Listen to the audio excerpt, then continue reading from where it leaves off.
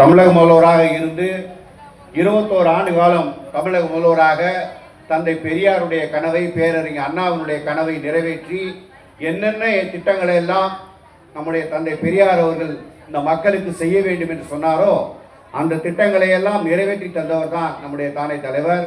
அவருடைய நினைவாகத்தான் அவருடைய பிறந்த நாளை சீரும் சிறப்புமாக ஒவ்வொரு ஆண்டும் கொண்டாட வேண்டும் என்ற அடிப்படையிலே அவர் தன்னுடைய பிறந்த நாளை எதற்காக கொண்டாடினார் என்று சொன்னால், ஏழை எளிய மக்களுக்கு அவருடைய பிறந்த நாளில் பல நலத்திட்ட உதவிகள் ஏழை எளிய மக்களுக்கு கிடைக்க வேண்டும் என்ற எண்ணத்தினுடைய அடிப்படையிலே இன்றைய தினம் ராயபுரம் பகுதி முழுக்க ஜூன் 3ஆம் தேதி அன்று நம்முடைய தானை தலைவர் பிறந்தநாள் கலைஞர் அவர்களுடைய பிறந்த தினத்தை கொண்டாடும் வகையிலே 19 இடங்களிலே நிகழ்ச்சிகள் ஏற்பாடு செய்யப்பட்டு அறுசுவை உணவும் நலத்திட்ட உதவிகளும் வழங்கப்பட்டது.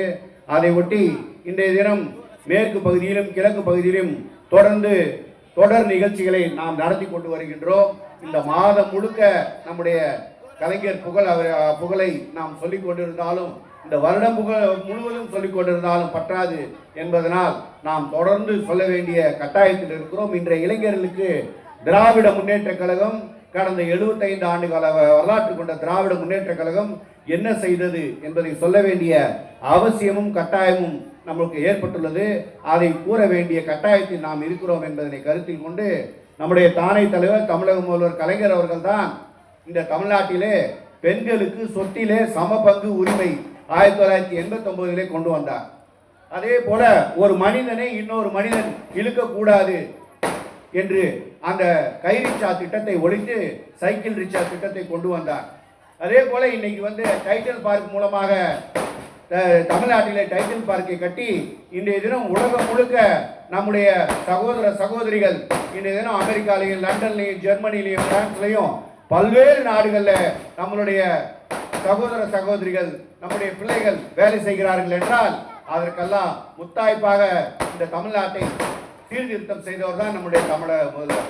அதே போல சென்னை முதல் ஸ்ரீபெரும்புதூர் வரை இருக்கக்கூடிய அனைத்து கார் கம்பெனிகளை உருவாக்கி கிட்டத்தட்ட டெட்ராய்ட் என்று சொல்லக்கூடிய அளவிலே இன்றைய தினம் தமிழ்நாட்டிலிருந்து கார்கள், லட்சக்கணக்கான கார்கள் உலகம் முழுக்க இன்று சென்று கொண்டிருக்கிறது என்று சொன்னால் அதற்கு காரணம் நம்முடைய தானை தலைவர் கலைஞர் அவர்கள்.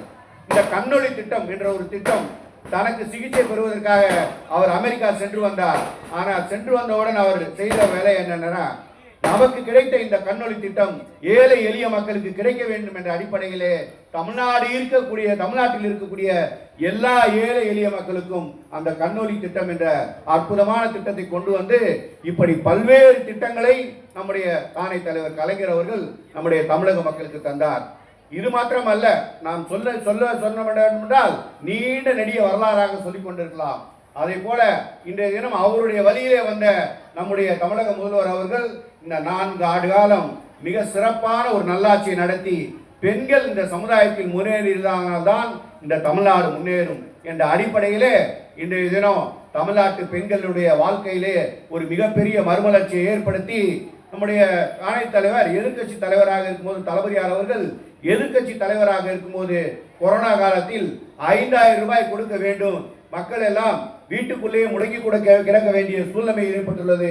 அவர்களால் ஒரு சிறு வியாபாரம் செய்து கூட பணம் சம்பாதிக்க முடியவில்லை. எனவே கொரோனா நிவாரண நிதியாக ஒரு 5000 ரூபாய் நீங்கள் வழங்குங்கள் என்று அன்றைய தினம் முதலமைச்சராக இருந்த எடப்பாடியிடம் சொன்னார். ஆனால் எடப்பாடியோ எங்களிடம் நிதி இல்லை, நாங்கள் இதை கொடுக்க முடியாது என்று சொல்லி வெறும் 1000 ரூபாய் மாத்திரம்தான் கொடுத்தார். ஆனால் அப்படி நிதி இல்லை என்று சொன்ன ஒரு முதலமைச்சர் அவர் எடப்பாடி பழனிசாமி.